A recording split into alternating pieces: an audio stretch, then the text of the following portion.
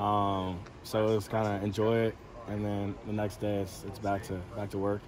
And we knew the opportunity, and we also know the challenges because we play on Friday at 11, so it was around like 27 hours of preparation. Right. Yeah, so I mean that's also you kind of just got to flip the page and you got to get ready to go because I mean that's a good football team we're about to play, so we have to be ready for it. Who does the quarterback scrambling and running, who does that fall upon? Is it linebackers? Is that Castro? I assume it's everybody, but I mean, is there anyone in particular in your defense? I mean, I think it just honestly depends on the call. It depends on the scheme. It depends on a lot of different things. But I mean, typically, just like you want your guys in the box, pretty much. So like linebackers, D-line. Trying to keep your DBs in coverage, but I mean, I think that's pretty much the typical around answer for that. Nick, there was a quote yesterday from Matt Rule where he said, when you guys are 7-3, 10-9 games, Iowa's heart rate doesn't go up. Why are you guys so comfortable in these close games, and why do you think you can throw other teams off when they are in those close games? I mean, I think Coach Braithwaite, strength and conditioning coach, did a great job this summer just talking about just being in that deep water, trying to be comfortable in that deep water. So he got us really uncomfortable this whole offseason with our conditioning out there. I mean, running us, all that good stuff. And just being uncomfortable, being uncomfortable. And I think that this team has done a great job of being resilient and trying to handle different challenges. And I mean, the coaches just do a great job of preparing us, and there's great leadership on this team. Top to bottom, there's some great leaders.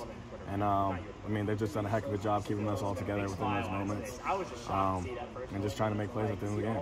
What's an example of deep water that it threw you in? What's an example? When you're out there, you got some weighted vests on you, and you just keep on running. You don't know when it's going to end. One of the challenges that you guys have had to face, just recently this week, was being without Cooper, being an All-American, one of the best DBs in the country. Yeah. How does that make things difficult, not only for you, but for the defense and how you guys want to operate? I mean, shoot. Time you lost Cooper DeJean, I mean,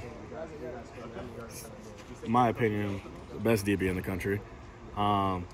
So I think, they obviously presents challenges. So, but at the same time, it's just a next man up thing, you know what I mean? And Coach talked about it, Cooper talked about it. It's just I don't think Cooper would want us just to dwell on it and lose a game because if he's out. He wants us to go out there and compete. So honestly, it just gives us another reason to go out there and compete, play for him, and play for each other, and keep this thing going. You guys always talk about that next man up mentality and everything, but you've had a lot of injuries on both sides of the ball, and at the same time, you're 1 win away from 10. You've already clinched the West. What do you think that says about this team? I think that we just got some great coaches. We have some unbelievable coaches. Do a great job of preparing us, and then we just have some guys that are all brought in. Some guys that they might not be playing right now, but they know they're a couple of steps away, and this is football. And at the end of the day, they're going to keep on competing. They're going to keep on getting ready. So when that opportunity presents itself, they're ready, and they've done unbelievable jobs. What's your communication been like with Cooper? What did you say to him after he heard the news, or you heard the news he's going to be out for the year?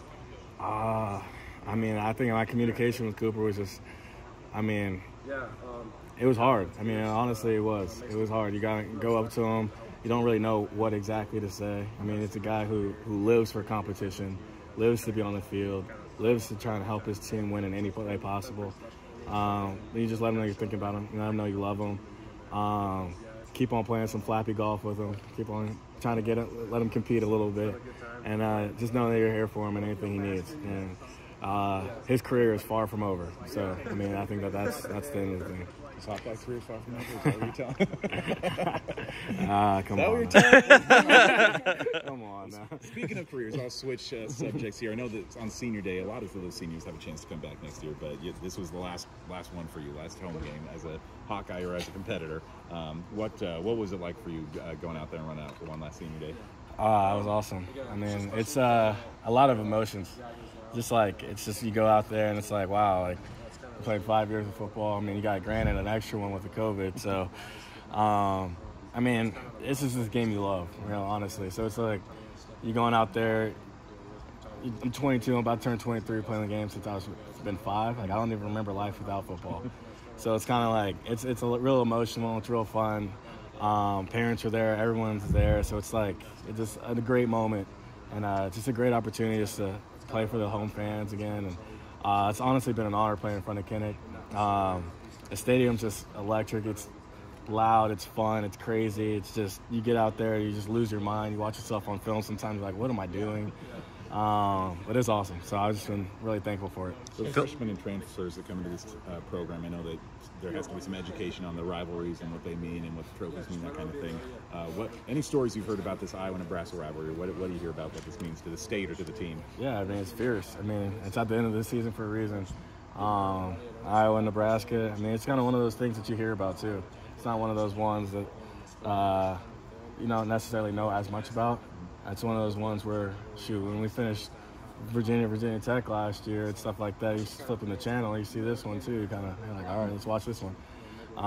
So, I mean, it's a great game every single year, and heck of an opponent, and 2 great programs. Have you has this experience at Iowa almost exceeded your expectations, and what's made it so special? Yeah, I mean, I just think, honestly, it starts with the people. I think between the coaches, the players, just the community, I think those are all the things that makes this place so special.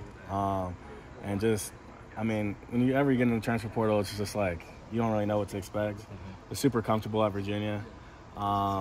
I'm super thankful for that experience, and then you get here, and it's just like, wow, there's another great opportunity. There's another great place out there. And I'm just really, I mean, it exceeded everything. I can't even put it into words, honestly. It's like the coaches, they've taught me so much. They've taught me so much more about ball, so much more about life, different experiences, how to handle adversity. The guys here have just taken me in, embraced me, become some of my best friends, some dudes that I'm bringing to my wedding one day. So, I mean, it's just, I can't be more thankful for this opportunity to be at Iowa. What did you think of Jay's dad's fit the other night? Hawk. Hawk. That's all I gotta say. I love it. I love like it. his jacket or his boots better? I mean, I like the boots. I like his boots. I'm a down south guy, so the boots kind of they relate to me a little bit. Phil sent you on quite a few blitzes this week. He started the season, a lot of coverage. Are you happy to kind of be let loose now and get after the quarterback? I mean, it's fun. I mean, just whatever way I can help the team is just whatever I want to do, honestly. So whether that be in coverage, whether that be in just run support, whether that be blitzing, I think it's just been super fun. And shoot, I mean, every time you get to blitz, it's fun. It's fun. Less thinking, you just get to kind of go. But it's been exciting. It's been honestly just a whole transition throughout the season. So it's been awesome. Nebraska has a mobile quarterback that came in mobile. Have you guys talked about that? And obviously, doing your job up front. Yeah, we've seen a lot of them on film. We've seen him last week break a 55-yarder, I believe, and we've seen the other 2 quarterbacks break quite a few runs too. So we know how dynamic those guys are, and we know that we have to do our best to contain them. But at the same time, that's a great football team, and we know they're going to make some plays. So we just have to be ready to adjust and execute our game plan.